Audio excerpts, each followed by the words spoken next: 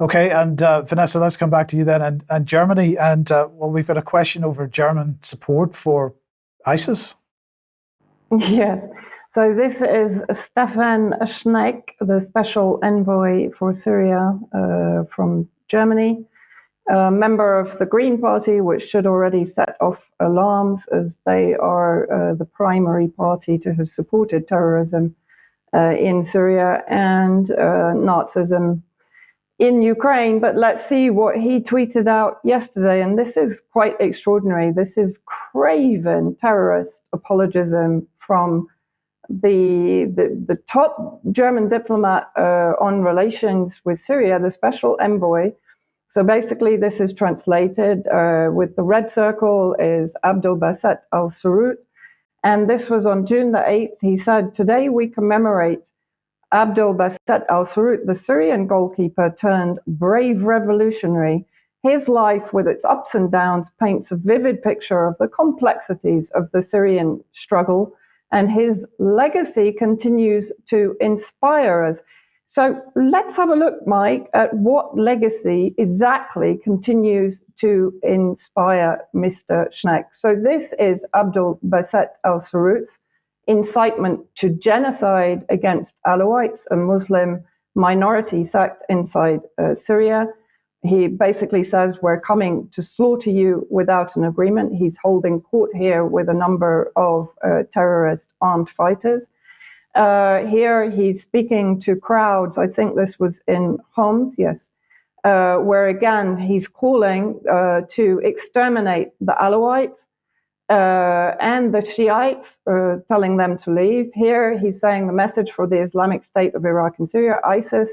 He's calling for allegiance with Nusra Front, Al-Qaeda. Here again, we will exterminate the Alawites. The Shiites have to go. So this was another report in Al-Monitor. He also called for the genocide, basically, of Christians. Here he is with the ISIS logo.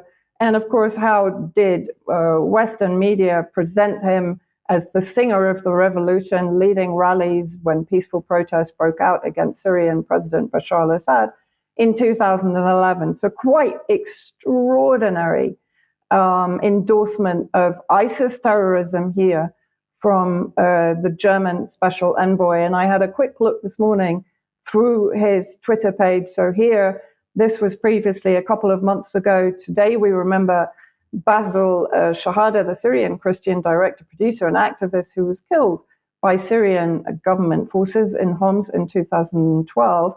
Now, it's worth noting, I spoke to Kivok Al-Masyan about him because I didn't actually recognize the name. But looking a little bit further into him, it appears that he came in to Homs at the same time as people like Dani Abdul Qayyum, who were proven to be producing fake reports. And I recommend, if people haven't seen this, that they go and watch the documentary that I made in collaboration with a Syrian journalist, Rafiq Latif, that basically exposed the majority of the narratives from 2012 to 2013 by CNN, Al Jazeera, Al Arabiya, etc., to have been very clearly staged.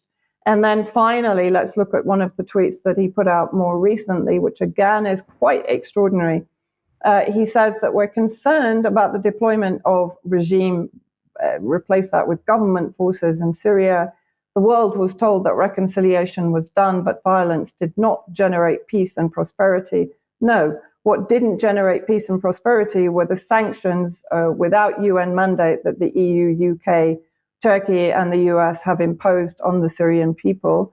We call on the regime to stop violence against civilians. In reality, he knows damn well that the Syrian Arab Army is mobilizing against US forces that are occupying the majority of Syrian resources and against terrorist forces that he is obviously glorifying and lionizing in his tweets.